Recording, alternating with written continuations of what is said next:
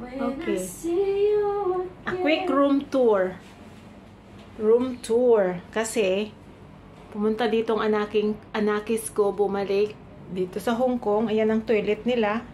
Nag-book kami ng hotel.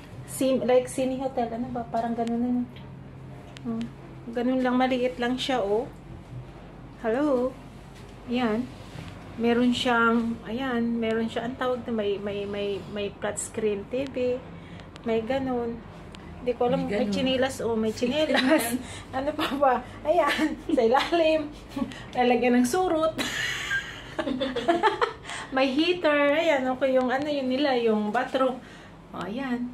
Ganyan lang siya. Mag-voice over ka na lang kasi. Yan. Tapos, ang per night niya, ang binayaran ko dito is 2,000 Hong Kong dollar for 3 nights. 4 days and 3 nights. So, yeah. Well, mahal kasi talaga ang hotel dito sa Hong Kong eh. Kaya, okay na rin to. Tulugan lang naman eh. Sa gabi lang. Sa umaga wala naman kami dito eh. Okay, so that's it. Yan ang main door. Ang pangalan nga pala nitong, ano nga ang pangalan nito? Homie Inn. Homie Inn?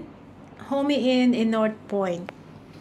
North Point. Dito lang siya sa Kings Road. So, very accessible. Yan lang, ganyan lang siya. Cute naman ang kanilang toilet, oh.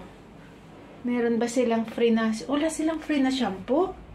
Walang toothbrush? My gosh.